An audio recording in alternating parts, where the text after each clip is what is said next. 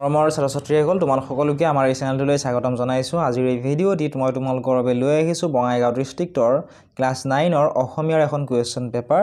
লগতে মই কেইটামান প্ৰশ্নৰ উত্তৰ কৰি দিছোঁ। ভিডিঅ'টি শেষলৈকে চাই থাকিবা। 1 নম্বৰৰ ক নম্বৰটোত দিছিল শংকৰদেৱৰ সংলাপবিহীন নাটখনৰ নাম কি? উত্তৰটো হৈছে শংকৰদেৱৰ সংলাপবিহীন নাটখনৰ নাম হৈছে চিহ্নযাত্ৰা। খ নম্বৰ প্ৰতিমাখন সৰু কিন্তু নিভাঁজ কোণৰ এই উক্তিটো কোনজন সাহিত্যিকক লৈ আগবঢ়োৱা হৈছিল? ইয়াৰ উত্তৰটো তোমালোকে কমেণ্ট বক্সত জনাবা। গ নম্বৰ শিশুলীলা পাঠটো শংকৰদেৱৰ কোনখন পুথিৰ অন্তৰ্গত? উত্তৰটো হৈছে শিশুলীলা পাঠটো শংকৰদেৱৰ কীৰ্তন ঘোষা পুথিৰ অন্তৰ্গত। ঘ নম্বৰ ময়াপী শব্দটোৰ অৰ্থ কি? উত্তৰটো কমেণ্ট বক্সত জনাবাচোন। তোমালোকে নোৱাৰিলেও জনাবা, কমেণ্ট বক্সতে আনচাৰটো কৈ দিম। ঙ নম্বৰ সুগন্ধি হীৰেণ ভট্টাচাৰ্যই কোনখন কবিতা পুথিৰ বাবে সাহিত্য অকাডেমি বঁটা লাভ কৰিছিল? উত্তৰটো হৈছে হীৰেণ ভট্টাচাৰ্যদেৱে সুগন্ধি পখিলা কবিতা পুথিখনৰ বাবে সাহিত্য অকাডেমি বঁটা লাভ কৰিছিলে। প্ৰথম ছ নম্বৰ মোৰ দেশ কবিতাটোত দেশৰ প্ৰতিটো পুৱাই কবিৰ বাবে কি লুকাই আনিছে? উত্তৰটো হৈছে মোৰ দেশ কবিতাটোত দেশৰ প্ৰতিটো পুৱাই কবিৰ বাবে লুকাই আনিছে ঐশ্বৰ্যৰ বিপুল সম্ভাৰ।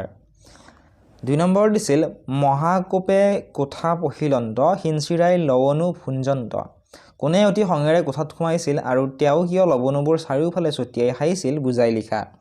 উত্তৰটো হৈছে শিশু কৃষ্ণই অতি খঙেৰে কোঠাত সোমাইছিল।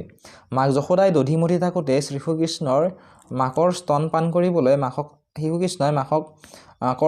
পান কৰিবলৈ মাকক আমনি কৰিছিল আৰু পুত্ৰ স্নেহত আপ্লুত হৈ যশোদাই কৃষ্ণক কোলাত লৈ মাতৃদুগ্ধ পান কৰাইছিল। তেনেকুৱা সময়ত যশোদাই আশাত বহাই থোৱা গাখীৰ উতলি পৰিবলৈ ধৰাত কৃষ্ণক কোলাৰ পৰা নমাই দৌৰি গ'ল। মাকে এনেদৰে কোলাৰ পৰা নমাই যোৱাৰ বাবে কৃষ্ণৰ মাকৰ ওপৰত খং উঠিছিল আৰু দধি বান্ধ শিলগুটি মাৰি ভাঙি লৱণুবোৰ চাৰিওফালে সিঁচৰিতি কৰিছিল। 3 নম্বৰত দিছিল উত্তৰ লিখা। ক নম্বৰ মানুহেই পৰাৎপৰ বোলা কথাষাৰৰ অৰ্থ কি? উত্তৰটো হৈছে মানুহেই পৰাৎপৰ বোলা কথাষাৰৰ অৰ্থ হৈছে মানুহেই সকলো জীৱতকৈ শ্ৰেষ্ঠ পৰম সত্য। খ নম্বৰ শান্তিৰ চৰাইজনীক আজলি ভৰাই কবি কি দিছে? উত্তৰটো হৈছে শান্তিৰ চৰাইজনীক আজলি ভৰাই কবিয়ে ভঁৰালৰ এমুঠি ধান পৰাণৰ একোটি গান দিছে। 4 নম্বৰত দিছিলে ব্যাখ্যা কৰিবলৈ, ইয়াত দিছিলে তোমালোকক 4 নম্বৰ। 5 নম্বৰত দিছিল উত্তৰ লিখা। ক নম্বৰ প্ৰাকৃতিক জগত বুলিলে কাক বুজায়? উত্তৰটো হৈছে আমাৰ চাৰিওফালে থকা প্ৰকৃতিৰ সকলোবোৰ উপাদান যেনে গছ-গছনি, চৰাই-চিৰিকটি, পশু-পক্ষী, নদ-নদী, আকাশ-বতাহ, জোন-বেলি, তৰা, বায়ু, পানী, মাটি, পাহাৰ-পৰ্বত, জান-জুৰি ইত্যাদি সকলোবোৰ জীৱ আৰু জড় বস্তুকে প্ৰাকৃতিক জগত বোলে। খ নম্বৰ উৰা বাতৰি মানে কি? উত্তৰটো হৈছে যিবোৰ বাতৰি বা খবৰৰ কোনো সত্যতা নাথাকে কিন্তু তাকেই বহুতে নভবা নিচিন্তাকৈ সত্য বুলি বিশ্বাস কৰি লয়, সেয়াই হৈছে উৰা বাতৰি। গ নম্বৰ লক্ষণাক্ৰান্ত বুলিলে মানে কি বুজা?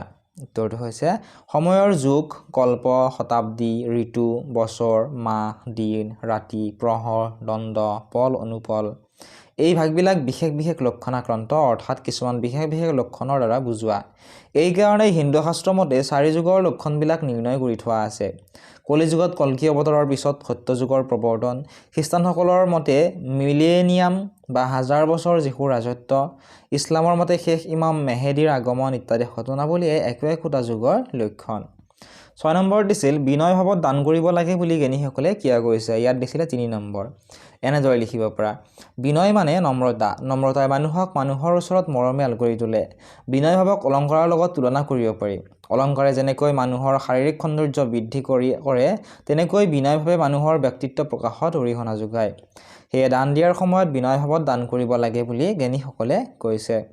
বিনয় ভাৱত দান কৰিলে মানুহৰ মাজত মৰম, চেনেহ, শ্ৰদ্ধা ভক্তি আদি গুণৰ বিকাশ হয় আৰু সামাজিক জীৱনো সুখৰ হয়। 7 নম্বৰ প্ৰশ্ন নৌৰ সোঁতৰ লগত সময়ক তুলনা কৰা হয় কিয় সুধিছে? উত্তৰটো লিখিবা এনেদৰে সময়ক নৌৰ সোঁতৰ লগত তুলনা কৰাৰ কাৰণ হ'ল যিদৰে নৌৰ সোঁত নিৰৱধিভাৱে চিৰপ্ৰবাহিত হৈ থাকে, সময়ৰ সোঁতো পাৰ হৈ গৈ থাকে। নৌৰ সোঁত যাওঁতে চকুৰে দেখি কিন্তু সময় পাৰ হৈ যোৱাটো চকুৰে দেখা নাযায়। কেৱল কাৰ্যক্ষেত্ৰতহে তাৰ উমান পোৱা যায়।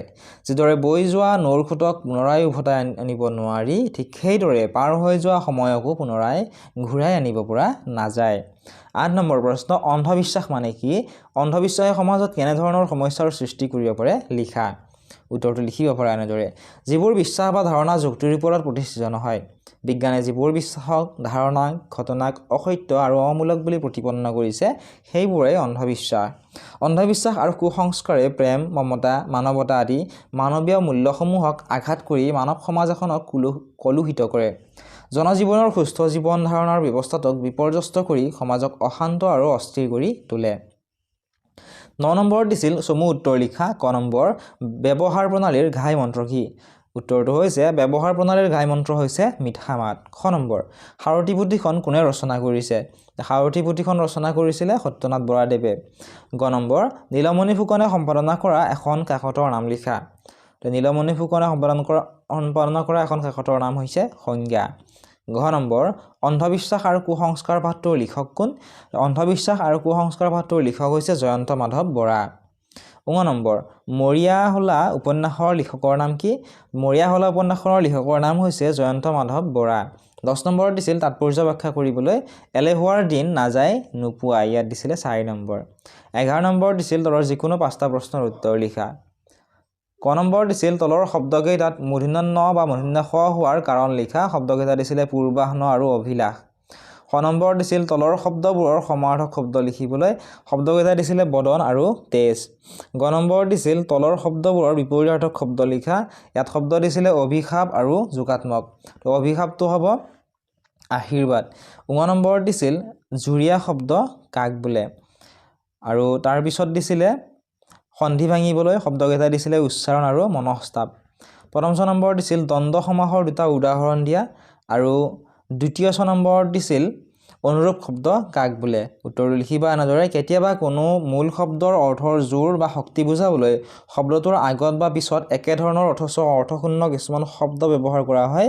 তেনে শব্দক অনুৰূপ শব্দ বোলে উদাহৰণস্বৰূপে চাকৰ নাকৰ মানুহ দুনুহ মাছ তাছ পা পইচা দা ডাঙৰীয়া হিচাপ নিকাচ আদি 12 নম্বৰ দিছিলে ভাৱ সম্প্ৰসাৰণ কৰা ইয়াত দিছিলে সময়ৰ ঠিকনিদান হেনো আগফালে আৰু নোৱাৰিলে তলটো লিখিব দিছিল 13 নম্বৰ দিছিল ৰচনাত দিছিলে 8 নম্বৰ ক নম্বৰ দিছিল ছাত্ৰ জীৱনৰ কৰ্তব্য আৰু তোমাৰ প্ৰিয় গ্ৰন্থ আৰু দুটা পাঠৰ পৰা আহিছিলে তোমালোকৰ ইয়াত 10 নম্বৰ দুটা পাঠৰ আনসাৰখিনি মই আগতে কৰি দিছো তোমালোকৰ প্লেলিষ্টত গৈ চাব পৰা আৰু খ অংশৰ আছিলে তোমালোকৰ 25 নম্বৰ গতে খ অংশৰখিনি তোমালোকে চোৱা খ অংশৰ আনসাৰখিনি মই তোমালোকক কৰি দিয়া নাই ঠিক এইখিনি আছিল আজিৰ এই ভিডিঅ'টিত যদি ভিডিঅ'টো চাই ভাল পাইছা বা উপকৃত হৈছো বুলি ভাবা ভিডিঅ'টো লাইক কৰি দিয়াৰ লগতে চেনেলটো সাবস্ক্ৰাইব কৰি দিবলৈ নাপাহৰিবা আৰু ইয়াৰে পিডিএফ সমূহ যদি লাগে ডেসক্ৰিপচনত দিয়া লিংকসমূহত ক্লিক কৰি আমাৰ ফেসবুক পেজ হোৱাটসএপ চেনেল আৰু টেলিগ্ৰাম চেনেলত ফলো কৰি ল'বা তাত তোমালোকে ইয়াৰে পিডিএফ সমূহ পাবা